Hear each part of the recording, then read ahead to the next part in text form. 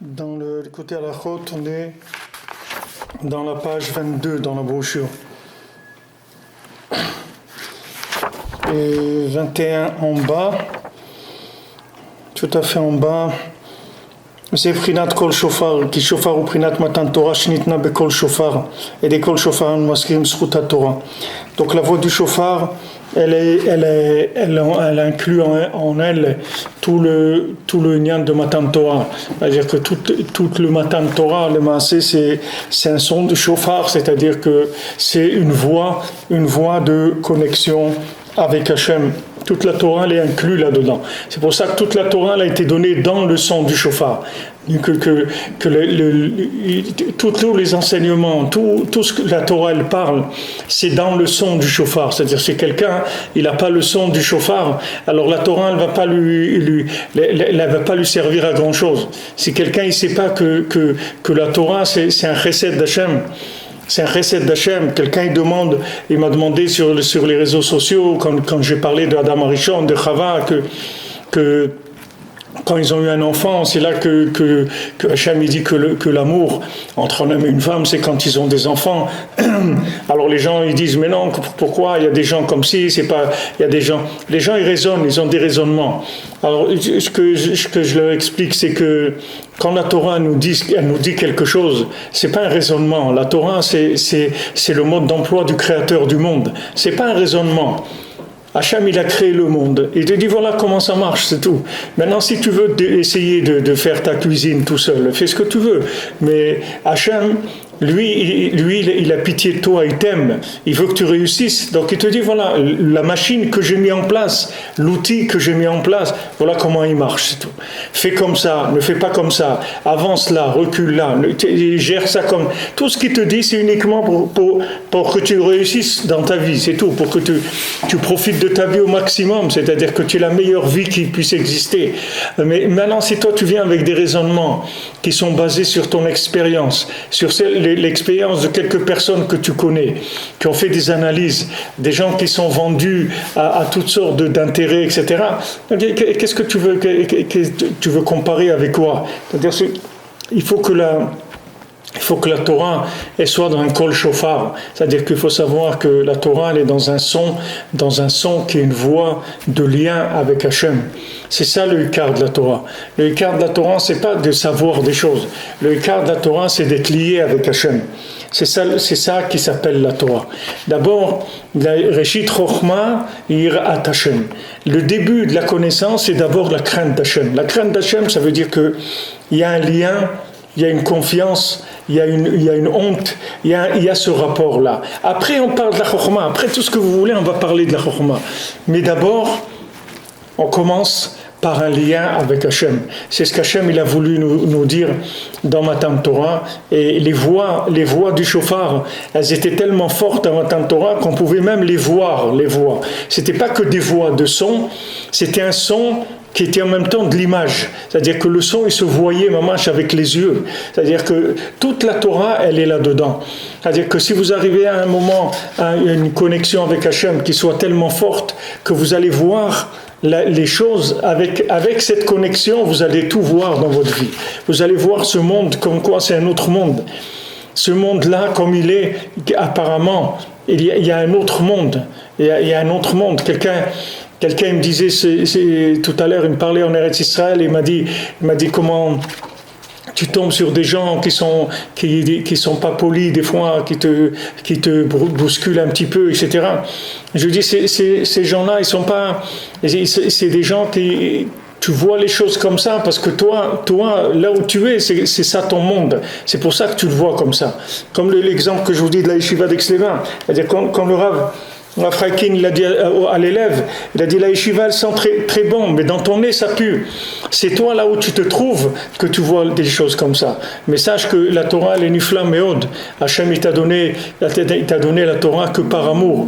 Il n'y a aucune contrainte dans la Torah. La contrainte de la Torah c'est rien que dans ton intérêt, c'est tout.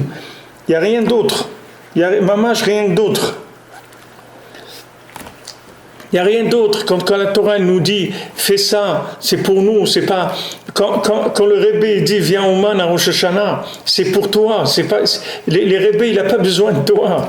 Le Rebbe, il ne touche pas d'argent de ta venue à Rosh Hashanah. Le Rebbe, il n'a rien du tout de ça. Le Rebbe, il te dit viens chez moi parce qu'il t'aime, parce qu'il veut t'aider, parce qu'il veut qu'il y ait une Shana Tova Be'emet, que vraiment une bonne année. Une très bonne année, une excellente année, par amour, gratuit, complètement gratuit. C'est complètement gratuit, il n'y a rien là-dedans. Alors les gens qui disent « Ouais, mais pourquoi, mais pour qui, mais pourquoi ça, mais pourquoi ?» Mais c'est parce que les gens, ils n'ont pas compris le fondement même de la chose. Il faut savoir qu'Hachem, quand il te dit quelque chose, c'est parce qu'il t'aime. Rabbi Nachman, il dit Rosh Hashanah, il n'y a personne qui sait ce que c'est Rosh Hashanah. Moi, je sais ce que c'est Rosh Hashanah. Et non seulement vous dépendez de mon Rosh Hashanah, comme vous le savez bien, mais le monde entier dépend de mon Rosh Hashanah. Qu'est-ce que vous voulez pourquoi il dit ça ? Il va faire remonter la bourse de Tokyo avec ça ? Qu'est-ce qu'il a à faire, Rabbi Nachman, avec ça ? Il va faire des actions. Oman, ça va devenir une action dans les bourses asiatiques. Qu'est-ce que ça va devenir ? Rabbi Nachman, il a un seul intérêt, la réparation du monde, c'est tout. Et il se bat tous les jours pour que le monde ne soit pas détruit, parce qu'il amène des arguments qui garantissent la réparation du monde. Donc quand Rabbi Nachman il dit viens chez moi à Rosh Hashanah, c'est pas parce que c'est quelque chose que c'est pour faire grandir la caisse de la Chassidoute Breslev, pour qu'on puisse mettre des lustres dans les synagogues et pour que les rabbins puissent rouler dans des Mercedes à 6 portes. C'est pas pour ça. Rabbi Nachman il a rien de ça. C'est pour ça d'ailleurs qu'il a commencé le Icar de son travail une fois qu'il ait quitté physiquement le monde, pour pas que des gens ils disent le Breslev, il y a rien. Rabbi Nachman il prend rien du tout. Et ces gens-là que vous voyez qui diffusent Rabbi Nachman, c'est tous des gens, ils n'ont même pas de quoi manger. Allez voir dans quelles conditions ils vivent, vous allez voir ces gens-là comment ils vivent. Il n'y a rien, il n'y a aucun intérêt là-dedans. Le seul intérêt, c'est la réparation du monde. Donc il faut arrêter de se poser des questions. Des questions on pose quand on sait de quoi on parle. Quand on ne sait pas de quoi on parle, on dit merci beaucoup. Merci Rabbi Nachman que tu t'occupes de nous, des tarés comme nous, des fous, des gens malades. Merci que tu t'occupes de nous gratuitement. On te remercie. On te remercie pour ton Rosh Hashanah. Merci Hachem que tu nous as donné un Rav comme Rabbi Nachman. Merci Rabbi Nachman que tu supportes des gens comme nous, des fous comme nous, des gens qui font le contraire de tout ce qu'il faut faire, des gens qui sont attirés par les poubelles, des gens que leur paradis c'est les poubelles, même si tu les mets au Gan Eden, ils vont te dire mais ça pue le Gan Eden, emmène-moi dans le Gainam, c'est là-bas où moi j'aime le Gainam. Ces gens-là ils s'occupent d'eux, Rabbi Nachman, des gens que tout le monde a dit, ces gens-là il n'y a rien à faire d'eux, lui il s'occupe d'eux. Dans quoi tu rentres, avec quoi tu rentres dans ces choses-là. Qui est-ce qui se mêle de ces choses-là, Bichlal ? Qui est-ce qui se mêle, qui est-ce qui s'occupe de dire ouais, laissez sa femme à Rosh Hashanah. Mais un jour tu vas laisser ta femme, tes enfants, tout le monde. Le jour où on va te mettre dans le trou, dis-leur que ouais, on veut pas. Ok, dis tout ce que tu veux, on veut pas. Le jour où on va te mettre dans le trou, tu vas voir qui est-ce qui va rentrer avec toi. Trouve un seul qui va plonger avec toi dans le trou. Il n'y a personne qui va rentrer avec toi. Donc il ne faut pas se faire trop d'illusions dans ce monde. Il y a maintenant des gens qui nous aiment vraiment. Vraiment, il nous aime vraiment. Le tzaddik, il nous aime vraiment. Hachem, il nous aime vraiment. Il a créé le monde parce qu'il nous aime. Et quand Hachem, il nous donne une méthode, vous pouvez lui faire confiance. Parce que c'est que de l'amour, c'est tout. Il n'y a aucune ruse là-dedans. Il n'y a rien de derrière, de truc, il n'y a rien. Hachem, toute la Torah, c'est que de l'amour. Mais pour ça, il faut entendre le son du shofar. C'est-à-dire, pour ça, il faut un lien. Il faut créer un lien avec Hachem, pour vous rendre compte que tout ce que Hachem il fait dans notre vie, c'est que par amour pour nous, c'est tout. Hachem il n'a rien d'autre de ce monde. Il veut rien de ce monde. Hachem il a fait ce monde que pour nous faire du bien, c'est tout. Et quand le tzaddik il dit viens chez moi Rosh Hashanah, fais tikkun klali, parle avec Hachem, c'est que parce qu'il nous aime, c'est tout. C'est pas, il a aucun intérêt. Rabbi Nachman il touche pas des dividendes sur les tikkun klali. Il a rien à faire avec ça. La seule chose c'est de l'amour gratuit complètement pour le monde. Donc ne discutez pas quand il vous dit quelque chose, n'essayez pas de discuter. Vous êtes en train de perdre votre temps. Vous perdez votre temps et vous perdez votre vie surtout. Malheur à lui, celui qui aura eu la possibilité de venir à Ouman, à Rosh Hashanah une fois dans sa vie au moins, et qui n'est pas venu. Malheur à lui quand il va quitter ce monde. Il aura l'éternité pour regretter. Pour l'éternité, il va regretter cette chose-là. Qu'est-ce que ça coûte? Viens passer une fois Rosh Hashanah. Qu'est-ce que ça coûte? Au lieu de réfléchir, prends un billet, viens une fois, passe Rosh Hashanah et prends cette chose-là avec toi. C'est une garantie d'un des plus grands tzadikim qu'il y a eu dans le monde. De quoi tu parles? Sur quoi tu réfléchis, Bichlal? À quoi il y a de réfléchir? Seulement les uns, ils n'entendent pas le son du chauffard. Ils entendent le son de leur belle-mère ou le son de leur patron ou le son de leur ventre ou de je ne sais pas quoi. Mais le son du chauffard, ils n'entendent pas. Il y a un son du chauffard. Ce son-là, c'est un son d'amour extraordinaire. C'est une voix qui ne s'arrête pas, un son qui toute la journée. C'est pas tout que Rosh Hashanah. Toute l'année, il n'y a que du chauffard. Toute la journée, seulement il faut se brancher, il faut se mettre sur la longueur d'onde. Toute la Torah, elle a été donnée dans le son du chauffard. Toute la Torah, elle est dans le son du chauffard. S'il n'y a pas de chauffard, il n'y a rien. À quoi ça va vous servir la Torah? Si maintenant quelqu'un avec la Torah, il en arrive à dire il ne faut pas aller chez Rabbi Nachman à Rosh Hashanah, mais à quoi lui sert sa Torah? Qu'est-ce qu'il va faire avec? Qu'est-ce qu'il va faire avec sa Torah? C'est à ça que ça l'a amené. Quelqu'un qui est pogam dans Emunat Chachamim, quelqu'un qui est kofer dans Emunat Chachamim. C'est ça, mais jette-la ta Torah. Il vaut mieux que tu joues au football et que au moins tu encourages les gens à venir à Rosh Hashanah. Il vaut mieux que tu joues au football. Achète-toi des baskets et va courir. C'est tout. Qu'est-ce que tu fais avec ta Torah? Une Torah pour être kofer dans Emunat Chachamim. Que tu vas dire que non, Eretz Israël ou pas Eretz Israël, ou passer Rosh Hashanah en famille, ou pas. Mais d'où tu sais ce que c'est la Torah? D'où tu sais, toi, qu'est-ce que c'est Rosh Hashanah? Tu sais ce que c'est, tu sais pas ce que c'est. Tu sais pas comme tout le reste, c'est pas rien que ça que tu sais pas. Tout, tu sais pas. Tout, tu sais pas ce que c'est pas rien que ça. Des tefilines, tu sais pas ce que c'est. Des tzitzit, tu sais pas ce que c'est. Tu sais rien du tout. De quoi tu parles? Tu parles des choses que tu te mêles de choses que tu connais pas. Il y a des tzadikim, bon, il y a un rave de la génération. Il s'appelle Rabbi Nachman Breslev. C'est le rave de la génération. Donc ne te mêle pas. Quand il dit, Moshe Rabbeinu, demain soir on sort à minuit d'Égypte, demain soir à minuit on sort. Que ça soit l'été, que ça soit l'hiver, qu'il fasse chaud, qu'il fasse froid, qu'on ait de quoi manger. Tout ça, ça ne te regarde pas, c'est pas ton problème. Il y a un maître, il te dit demain soir on sort, c'est tout. Tu veux pas sortir, reste là-bas, c'est tout. Mais tu verras un jour qu'est-ce que ça veut dire ça. C'est idiot, alors que tu peux, même si tu n'arrives pas à venir, tu peux encourager quelqu'un, tu peux payer le billet à quelqu'un. S'il y a des gens qui ont des moyens pour aider, il y a des gens qui me demandent, ils n'ont rien, des gens, ils n'ont même pas de quoi payer leur loyer. Ils veulent venir à Ouman Rosh Hashanah, ils n'ont rien. Il y a quelqu'un aussi de Ashdod qui est handicapé, qui est sur un fauteuil roulant, ça fait 20 ans qu'il veut venir à Ouman Rosh Hashanah. Il veut quelqu'un qui s'occupe de lui, de Ashdod, pour l'aider à venir. Je pense que financièrement, il n'a pas demandé, il doit avoir les moyens de payer son billet, mais quelqu'un qui l'aide de Ashdod pour venir, si quelqu'un il connaît, il a la possibilité, ou quelqu'un de Ashdod qui peut le prendre en charge, c'est-à-dire pour le voyage, pour qu'il vienne à Ouman et s'occuper de lui, de le ramener, voilà, il y a quelqu'un. Chaque personne qu'on peut amener, c'est un srout extraordinaire.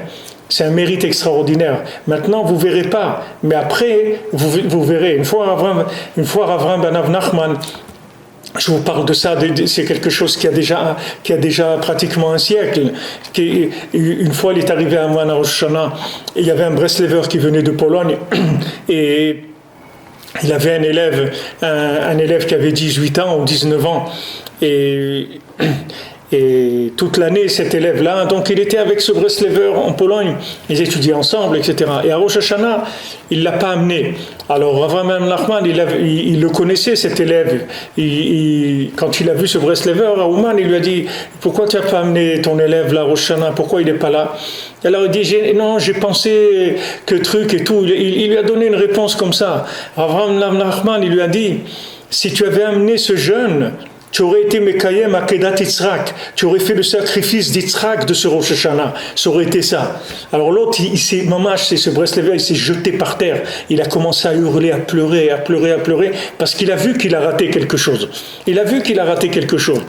C'est dommage, c'est dommage de pleurer après. C'est que quelqu'un, il peut faire ça aujourd'hui, il peut réparer quelque chose. Vous avez des garanties d'un rave qui a pris sur lui la réparation du monde. C'est pas un rave qui vous donne des conseils et que lui est assis sur son fauteuil en train de manger des trucs. Ça, c'est un rave qui a pris sur lui la garantie de la réparation du monde. On parle ici de tzaddik yesod olam, on ne parle pas d'un rabbin, ni d'un rave, ni d'un rébé. On parle ici de tzaddik yesod olam, c'est-à-dire c'est des niveaux qui sont très très élevés dans la force de garantie de la réparation du monde. Mais si la personne, elle ne veut pas, le rébé, il va réparer le monde. Rabbi Nachman, il va réparer le monde. Il a dit, j'ai gagné, je vais gagner, j'ai terminé, je vais terminer.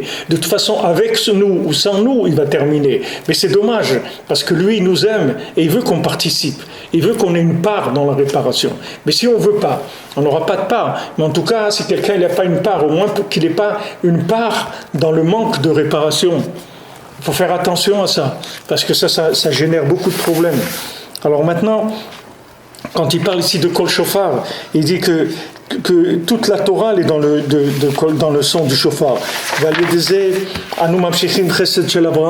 Donc maintenant, quand il y a le son du shofar, c'est le chesed d'Abraham Avinu. On vient en son du shofar. Le shofar, c'est, comme je vous ai dit, Akedat Yitzhak, c'est-à-dire que c'est le sacrifice d'Yitzhak. Et dans ce shofar-là, il y a le son d'Abraham Avinu, le son de son engagement, le son de sa émouna, le son de sa détermination totale pour Hachem, que même s'il lui a dit d'aller sacrifier son fils, alors il a sacrifié pour Akadosh Baruch Hu. Ça, c'est dans le son du shofar. Parce que le son du shofar, ça représente la Torah qui se recherche dans l'étroitesse. C'est-à-dire le shofar, il est étroit, et de là-bas, on va sortir un son. C'est-à-dire, c'est la Torah qu'on va chercher dans la difficulté. Comme on dit avant de faire les tkirot shofar, on dit mina metzar karatika. De l'obscurité, pas de l'obscurité, de l'étroitesse, je t'ai appelé. De l'étroitesse, je t'ai appelé. Avant de sonner le shofar, au Shana, on dit ces psukim-là, c'est dans les psaumes, ces versets des psaumes. Shuprinat metzar shofar, que ça, c'est le côté étroit qu'il y a dans le shofar. Vesrinat Matan Torah Shaita Bekol Shofar, et ça c'est le Matan Torah qui avait avec le Kol Shofar, c'est-à-dire toute la Torah elle était dans le son du Shofar. Qui a Torah Nitna Bamidbar Be'eretz Sia, parce que la Torah elle a été donnée dans un désert, là où il n'y a rien qui pousse. Parce que la Torah, le principal, c'est quand on arrive à la faire dans la pauvreté, dans la difficulté, la pauvreté mentale, quand on comprend rien, c'est-à-dire qu'on voit que tout est à l'envers et on reste attaché avec la Emouna à Hachem et on fait la Torah dans la simplicité. On allume ses bougies de Shabbat, on fait sa kashrut, on fait ses brachot, on fait ses mitzvot, on met sa mezouza, on fait ce qu'on a à faire. Chacun il fait là où il est, dans la plus grande difficulté dans laquelle il soit, de là-bas il est Mekayem la Torah. Sheoprinat midbar eretzia, que ça c'est le désert. Le désert, ça veut dire que maintenant il n'y a pas où s'accrocher. On va dire que le cerveau ne comprend plus rien. Le monde il est complètement à l'envers. שזה מרמז שעיקר התורה הוא כשמע אותה מעוני ודוחק שהוא בחינת בר ארצייה, הכן השופר מזכיר זכות התורה שניתנה במדבר. Donc le shofar, il nous mentionne le mérite de la Torah qui a été donnée dans le désert. שהוא בחינת התורה שלומדים בצער ובדחקות. Que ça, c'est la Torah qu'on va étudier dans l'étroitesse, dans la difficulté. Sheuprinat metzar à shofar kanal. Que ça, c'est tout le côté étroit qu'il y a dans le shofar. Aïdese nimshach chesed le Avraham, le achnia sitra de ketz kol basar. Grâce à ça, on va amener le chesed d'Avraham Avinu pour repousser le ketz kol basar, la fin de toute chair. L'achnia kol amichatregim, tous les accusateurs, de les repousser tous les accusateurs. C'est-à-dire que maintenant, tous ces accusateurs, ils viennent parce qu'ils essayent de s'appuyer sur des idées, sur des concepts qui sont logiques, c'est-à-dire qui viennent de la faute d'Adam Arishon. C'est sur ça qu'ils s'appuient. Il s'appuie sur le fait que l'existence de l'homme, elle est par sa logique, que l'homme y croit qu'il a fait quelque chose dans sa vie par sa logique, qu'il a réussi quelque chose parce que c'est lui qui a réussi, ou qu'il a échoué parce que c'est lui qui a échoué. C'est pas toi qui as réussi et c'est pas que toi qui as échoué. Tu es un outil d'Hachem, c'est tout ce que tu es. Tu vis par bonté gratuite. Il faut savoir que tu vis par bonté gratuite, c'est tout. Hachem, il a créé ce monde gratuitement. Tu es né gratuitement. Tu peux payer pour ta naissance. Est-ce que tu peux payer le prix de ta naissance? Tu sais combien ça vaut la naissance d'un être humain? Tu peux payer ta naissance? Qu'est-ce que tu penses que tu peux payer ta naissance? Est-ce que tu crois que toute ta vie, tout ce que tu pourras faire dans ta vie, tu pourras payer un jour le fait que tu es né, le fait qu'on t'a donné la possibilité d'être dans ce monde et de faire les mitzvot que tu as faites? Tu crois que tu pourras payer ça un jour? Jamais tu pourras payer. Hachem, il dit, quand tu mets une mezouza, n'oublie pas que c'est moi qui t'ai donné la maison. Parce qu'il n'y a personne encore qui a mis une mezouza si je ne lui ai pas donné une maison. Qui est-ce qui a mis une mezouza si Hachem ne lui a pas donné la maison? Sur quoi tu vas mettre la mezouza? Où tu vas la mettre ta mezouza? Quand quelqu'un veut rester esclave, alors on lui poinçonne l'oreille sur la mezouza, sur l'endroit de la mezouza. Pourquoi on lui poinçonne l'oreille? Parce qu'on lui poinçonne l'oreille, parce qu'il dit si tu veux rester un esclave, ça veut dire que tu n'as pas compris encore qu'il y a un son du chauffard et tu n'entends pas le son du chauffard. C'est pour ça qu'on lui poinçonne l'oreille. Parce qu'on dit regarde, ton oreille elle sert à rien, tu n'entends rien. Tu n'entends pas que tu es un homme libre. Comment tu t'es vendu en tant qu'esclave? Pourquoi tu t'es vendu en tant qu'esclave? Tu es un homme libre. Tu crois qu'Hachem il va te créer pour que tu sois un esclave? Hachem il va te créer gratuitement et toi tu vas être un esclave. Ça veut dire que mentalement tu es descendu dans un niveau terrible pour te vendre comme esclave. Ne te vends pas. Ne te vends pas. Tu verras qu'Hachem il va te donner tout ce dont tu as besoin. Ne t'en vends en personne. Ne te vends en personne. Baruch Hashem, il y a le son du chauffard. Écoute la voix. Ayom Bokolo Tishmaou, aujourd'hui, Mashiach il vient si tu écoutes la voix. Écoute la voix, tends l'oreille, tu vas entendre la voix d'Hachem. Hachem il t'appelle, Hachem il te parle de par tout ce qu'il y a dans le monde. Hachem il fait que te parler et t'appeler. Qu'est-ce que tu fais? Qu'est-ce que tu vas te vendre comme un esclave? Un esclave de tel pays, un esclave de telle consommation, un esclave de telle façon de voir les choses, de telle mentalité, de telle école de pensée, de telle philosophie. Enlève tout ça. Hachem il t'a créé gratuitement et Hachem il va te maintenir gratuitement et Hachem il va te donner tout gratuitement. Pourquoi maintenant tu veux croire que tu as fait quelque chose dans ta vie? Tu as fait que profiter de ce que Hachem il t'a donné. Hachem il t'a donné des choses extraordinaires. Alors sois content. Remercie Hachem, c'est tout ce qu'il te demande. Tu veux pas remercier Hachem, sois content. Tu veux pas être content, pleure, c'est pas grave. Mais ne commence pas à dire c'est moi qui ai fait, qu'est-ce que tu as fait? Tu n'as rien fait du tout. Si on te laissait faire à toi, qu'est-ce que tu aurais fait? Tu aurais détruit le monde, oui. Qu'est-ce que tu as fait dans ta vie? Regarde où Hachem il est venu te chercher. Rabbeinu il dit, tu sais très bien où je suis venu te chercher, oui. Tu sais d'où je t'ai sorti, oui. Tu sais très bien d'où tu étais ou d'où je t'ai sorti. Alors fais ce que je te dis de faire. Fais ce que je te dis de faire. Ne sois pas un idiot. Je te dis de faire des choses, fais-les. Parce que moi, je t'ai sorti pour t'aider, parce que je t'aime, c'est tout. Qu'est-ce que j'ai besoin de toi? J'ai besoin de ton Chatzot, j'ai besoin de ton Idbodedut, j'ai besoin de ton Rosh Hashanah. J'ai besoin de rien du tout. Viens et sois content, c'est tout. Que tu es un rave comme ça. Fais ce que je te dis de faire. Arrête de croire que tu es capable de faire quelque chose. Arrête de croire que tu as compris quelque chose. Tu n'as rien compris du tout. Et si tu avais compris, tu as qu'à te créer. Si tu as compris quelque chose, on va voir si le jour où on va te mettre dans ton trou, tu es capable de ressortir tout seul. Tu dis, ah non, je ne suis pas d'accord, moi. Hein. Ah non, alors là, non, je voudrais vivre encore un peu. Je n'ai pas assez vécu. Hein. On va voir si tu es capable de ressortir de la tombe. Alors, si tu es capable de ressortir de ta tombe, viens, on s'assoit, on peut parler. Si tu n'es pas capable, reste tranquille, tais-toi, hein, c'est tout, fais comme tout le monde. Fais comme tout le monde. Il y a un maître, il dit venez chez moi à Rosh Hashanah, viens chez lui à Rosh Hashanah. Tu peux pas aller, aide quelqu'un à aller. Tu n'as pas un moyen, un billet, paye quelque chose, donne 5 euros, donne 10 euros, dis à quelqu'un voilà, 10 euros, va là-bas, donne à la tzedaka, achète là-bas un sandwich, donne à manger à quelqu'un, offre une bouteille de vin à quelqu'un pour Rosh Hashanah. Tu as quelque chose, tiens 5 euros, tiens 10 euros, mets quelque chose pour dire voilà, regardez, j'ai participé. C'est ce que je pouvais faire. Je ne pouvais pas faire autre chose. Voilà, c'est ce que je pouvais faire. Je pouvais donner 10 euros pour Rosh Hashanah. Alors donne-les, c'est tout. Voilà, participe, montre que tu es présent. Tu es présent, tu es un supporter. au moins au moins, si tu peux pas être dans l'arène, au moins sans supporter, si tu veux qu'on te supporte encore. Alors, sois toi-même un supporter pour pouvoir être supporté par les mondes supérieurs. Il y a pour Hachem des solutions qui sont faciles. On ne demande pas ce qu'on ne peut pas faire. Et si quelqu'un il demande à Hachem, il va tout lui donner. Il va tout lui donner. Il y avait un Bachour, il m'a raconté une fois, il m'a raconté quand il était déjà marié. Il m'a dit, tu sais, quand j'étais Bachour, une fois, je voulais venir à Rosh Hashanah et mes parents ne m'ont pas laissé et personne ne m'a laissé. Et il m'a dit, j'ai pleuré parce que je voulais être à Ouman à Rosh Hashanah. Et il m'a dit, Shabbat, l'après-midi de Rosh Hashanah, il s'est endormi. Et il est arrivé qu'il était sur le Tzion de Rabbeinu et que Rabbeinu lui a dit, tu es là, tu es avec nous. Et alors il s'est levé, il m'a dit comment il était content, comment il a été heureux.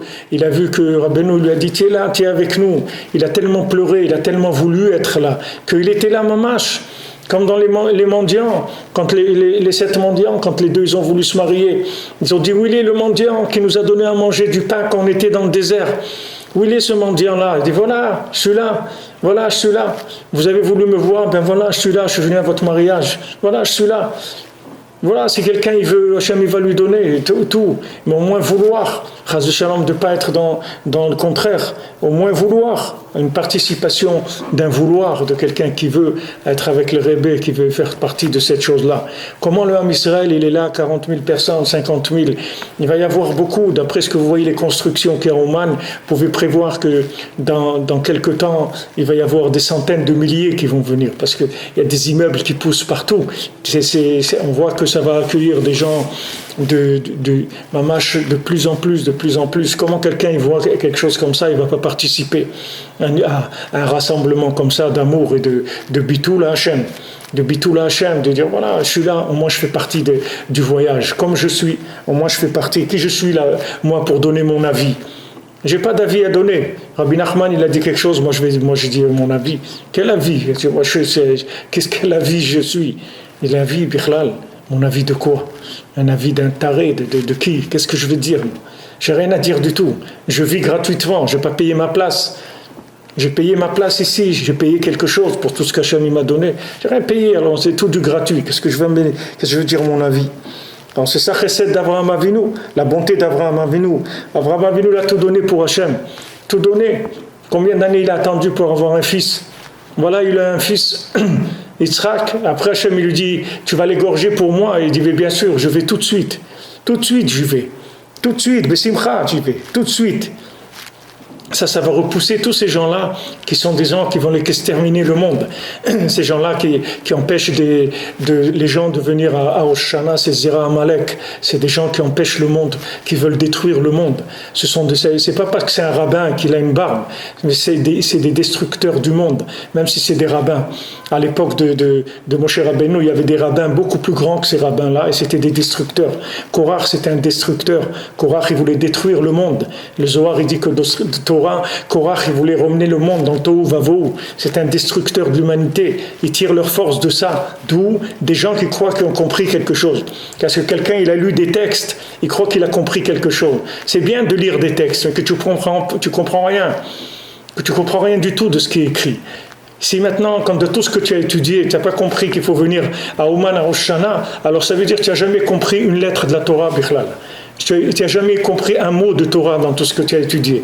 Parce que si tu avais compris un mot de Torah, tu aurais été ici, depuis le Hanouka, tu te serais mis à Ouman et tu aurais attendu Rosh Hashanah. Si tu avais compris quelque chose, ce que ça veut dire. Mais seulement comme tu vas avec un cerveau et tu étudies, tu lis ton cerveau, alors ton cerveau, il te crée une Torah de monstre, une Torah qui est le contraire de la Torah. Si maintenant tu arrives avec ta Torah à aller contre ce que Moshe Rabbeinu il a dit, alors sache que tu n'as jamais rien compris à la Torah. Sache que ta Torah, elle ne vaut rien du tout. C'est pas de la Torah Bichlal. Alors que n'importe quel homme très simple, tu vois ici à Ouman des gens très très simples, des gens qui connaissent rien de la Torah. Il y a des gens ici qui ne font même pas Shabbat, ils font rien du tout. Et ils sont là parce que le Rabbi Nachman il a dit viens chez moi. Ils ont dit Rabbi Nachman c'est Kadosh. Il a dit on y va, c'est tout. Moi je suis dans l'état où je suis, c'est autre chose. Mais lui il m'a invité, je viens. Il m'a convoqué, je viens. Tu sais qui je suis moi pour pas venir chez Rabbi Nachman. qui je suis, qu'est-ce que je peux dire? J'ai rien à dire.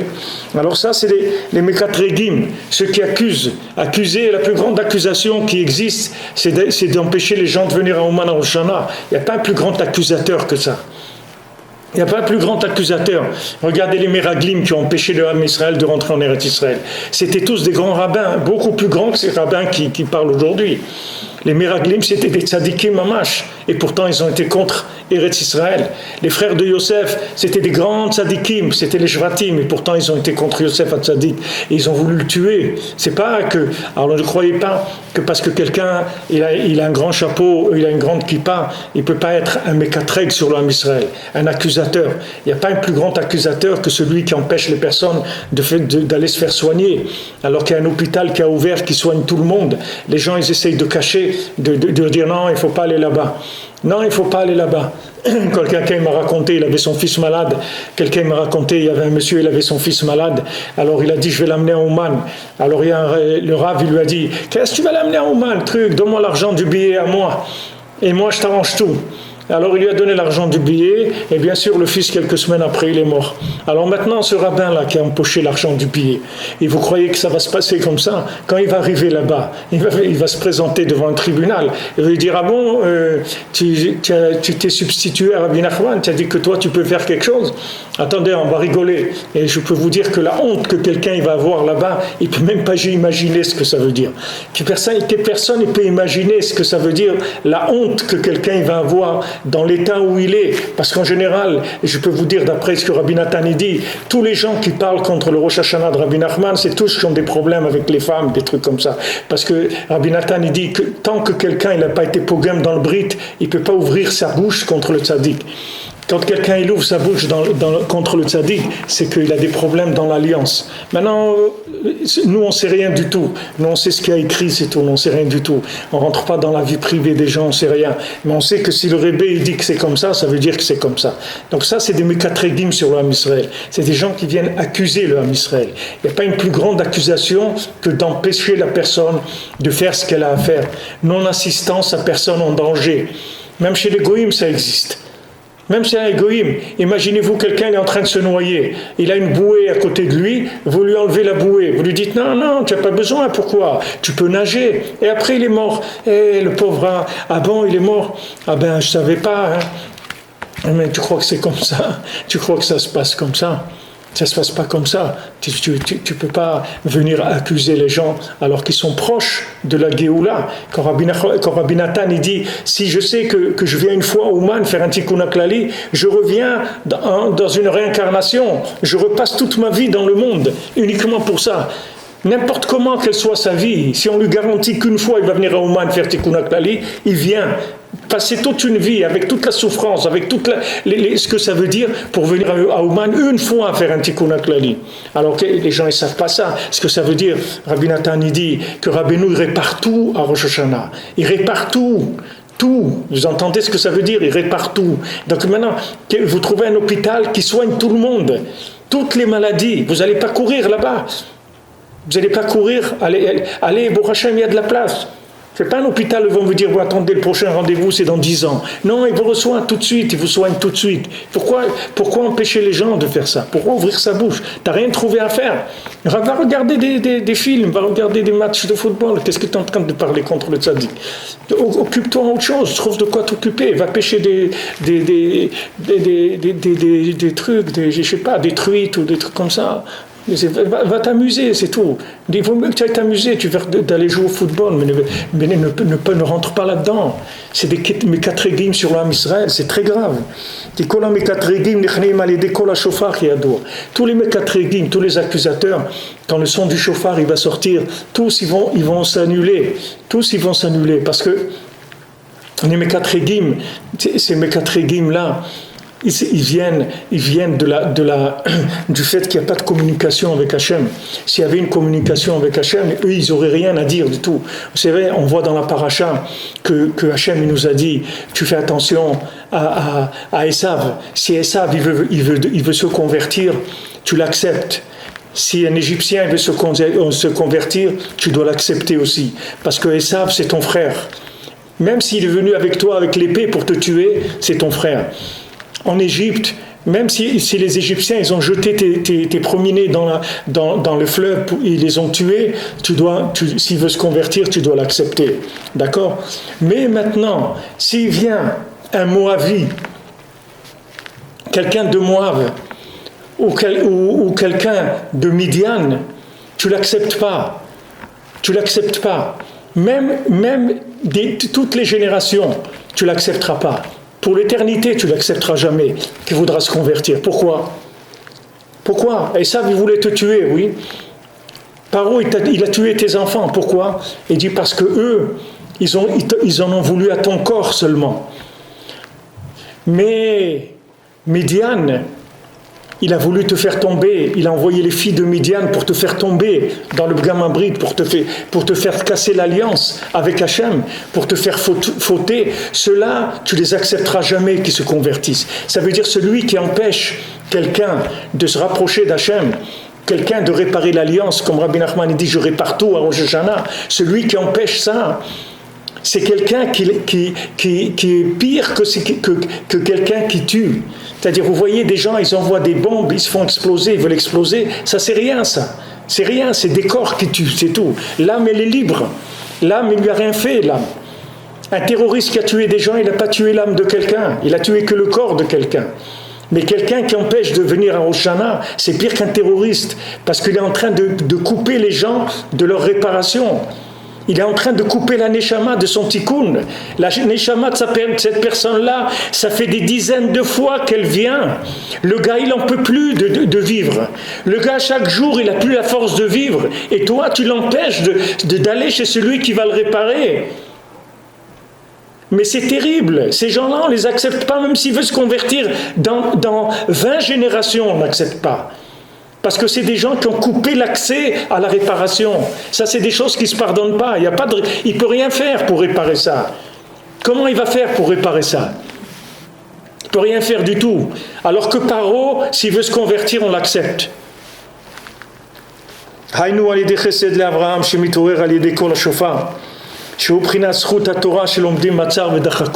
Quand maintenant quelqu'un il étudie la Torah dans la difficulté, alors ça, ce mérite-là de cette Torah, c'est des chassadim d'Hachem.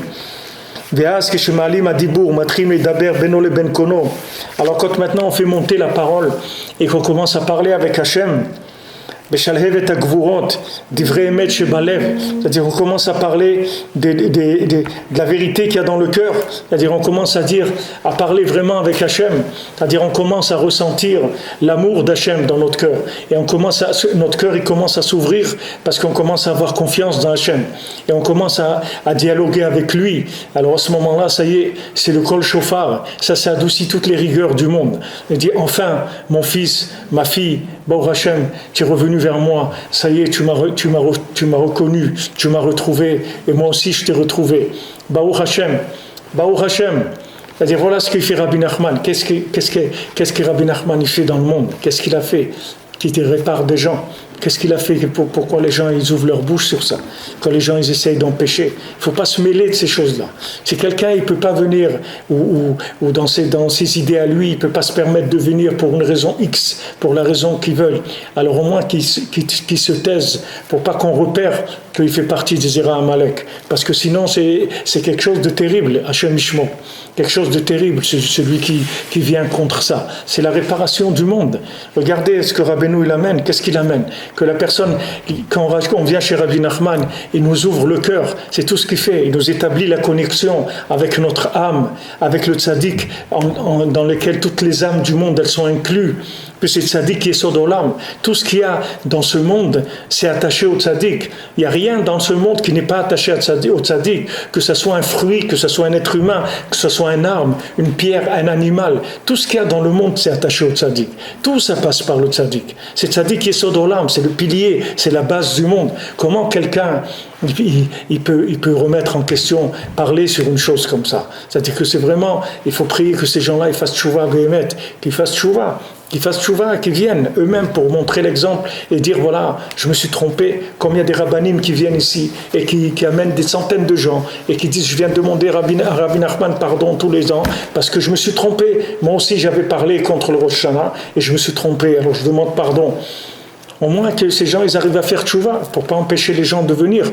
C'est déjà que Hachem il leur donne le sroud, qu'ils fassent tchouva. Alors maintenant, quand on répare la parole, c'est-à-dire qu'on arrive à se libérer de la prison du cerveau. Le cerveau, il nous limite dans de la compréhension.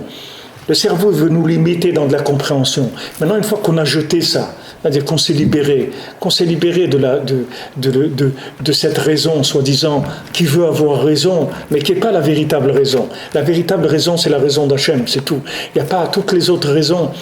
C'est quelqu'un qui veut avoir raison et exister à travers le fait d'avoir raison et de réfléchir et de dire des idées, etc. Maintenant, quand quelqu'un comprend que son cerveau, c'est son ennemi numéro 1, parce que c'est lui qui lui fait comprendre des choses et tordues, et même s'il lui fait comprendre des choses qui sont vraies, il veut exister à travers sa compréhension. Il veut le faire exister à travers sa compréhension. Alors que même si je comprends quelque chose, il ne faut jamais que je fasse parce que j'ai compris. Il faut que je fasse parce que j'ai confiance en Hachem, parce que j'ai confiance dans le tzaddik. Pas parce que j'ai compris. Comme qui dit Rav Nachman Tulchiner à son fils, Avraham ben Rav Nachman, il lui dit, on fait Hitbo des doutes. Pas parce qu'on a compris qu'Hitbo des doutes c'est bien, parce que le Rebbe il a dit qu'il faut faire Hitbo des doutes. C'est pour ça qu'on fait Hitbo des doutes. On vient à Rosh Hashanah parce que le Rebbe il a dit qu'il faut venir chez lui à Rosh Hashanah. On fait Tikkun HaKlali parce que le Rebbe il a dit de faire Tikkun HaKlali. C'est tout, c'est pour ça qu'on le fait. Et ça, l'avantage de ça, énorme, c'est d'abord que si quelqu'un il le fait par la confiance, d'abord il se maintiendra toute sa vie, parce que sa confiance elle ne fera qu'augmenter. Donc il va se maintenir toute sa vie dans ce travail-là. Et d'un autre côté, il ne va pas exister à travers sa vérité. C'est pas sa vérité, c'est la vérité du tzaddik. Donc lui, il peut être qu'un élève, c'est tout. C'est tout ce qu'il peut être. Il peut être un petit élève, un élève moyen, un grand élève, un cancre, n'importe quoi. Mais c'est un élève, c'est tout. C'est pas autre chose qu'un élève. Il ne pourra jamais être autre chose qu'un élève. Parce que le maître, il est déjà là. Le maître, c'est lui qui amène l'idée dans le monde. Et nous, ce qu'on dit, pourquoi on dit Moshe Rabbeinu? Pourquoi on dit Moshe Rabbeinu? Parce que tout ce qu'on dit, toute la Torah qu'on a, c'est Moshe qui nous l'a amené. Donc Moshe, c'est notre enseignant, c'est notre Rav, c'est lui qui nous a enseigné la Torah.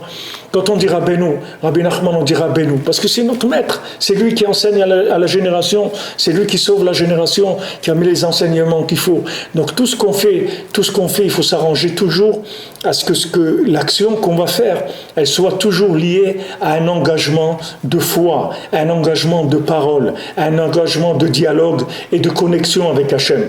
Pas par une idée, même si l'idée elle est vraie. Il ne faut pas aller d'après une idée, même si un raisonnement est vrai, même si vous trouvez un raisonnement, que ce raisonnement est livré. Une fois que vous avez raisonné, vous fermez le livre, ça c'est une chose. Mais maintenant, l'action, elle doit provenir de la connexion avec Hachem, pas du raisonnement. Une fois que j'ai compris que je dois faire quelque chose, maintenant je demande à Hachem la possibilité de le faire, le droit de le faire, la permission de le faire, l'aide pour le faire. De dire à Hachem, tu sais, je vais faire ça, mais tu sais que tout ce que je fais, c'est uniquement par ton aide, c'est pas moi. De moi-même, je pourrais rien faire du tout. Même Rabbi Nathan, avant que le Rebbe il soit décédé, Rabbi Nathan lui-même, il voulait pas croire que Rabbeinu il allait partir. Donc il a passé les dernières heures qu'il a passées avec Rabbeinu. Et Rabbeinu le regardait. Et Rabbi Nathan, il le regardait, et Rabbeinu voulait lui dire des choses. Mais comme lui, il ne voulait pas croire que le Rebbe il allait partir, le Rebbe n'a pas pu lui dire. Il a regardé, ils se sont regardés pendant des heures, il dit Rabbi Nathan. Et tout ce qu'il allait se passer dans sa vie, il lui a dit avec des regards, uniquement.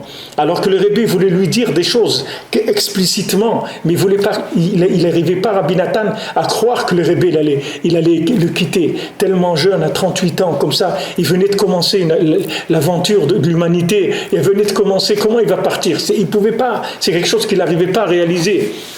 Alors le Rebbe, il le regardait des heures comme ça, et il lui transmettait tout avec le regard. Il va te passer des choses, on va te persécuter, on va t'embêter, et trucs, mais je serai toujours là, et tu verras que réussiront pas, c'est toi qui vas réussir, et tu vas... Tout ça, il lui disait qu'avec des regards, c'est tout. Et après, dans sa vie, quand il lui arrivait quelque chose, il retrouvait le regard du Rebbe, et avec ça, il se renforçait, et il continuait à faire ce qu'il devait faire. Et parce que jamais rien ne l'a cassé dans sa vie. Parce qu'il allait avec la confiance dans Rabbeinu, c'est tout. Rien ne l'a cassé. Quand vous faites quelque chose avec la Emouna, avec la connexion avec Hachem, il n'y a rien qui peut vous casser. Rien qui peut vous casser.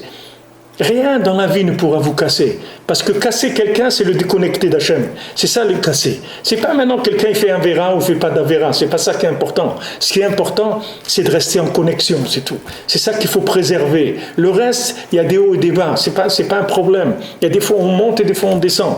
Mais le écart, c'est que quoi qu'il arrive, jamais on interrompt la connexion. Jamais. Jamais on interrompt. Donc Rabbeinu, il nous dit, voilà, tu viens chez moi à Rosh Hashanah, et après Rosh Hashanah, qu'est-ce qu'il y a? Il y a un autre Rosh Hashanah, c'est tout. Et entre les deux, il n'y a rien, c'est tout. Entre les deux, il ne se passe rien. C'est tout, ça veut dire il n'y a rien, c'est tout. Il n'y a que Rosh Hashanah, et Rosh Hashanah, et Rosh Hashanah, c'est tout. Et c'est réglé, l'année elle est réglée. Mais qui est-ce qui peut vous promettre ça? Qui est-ce qui peut garantir ça? Quel tzaddik qui peut vous garantir ça? Personne ne peut vous garantir ça.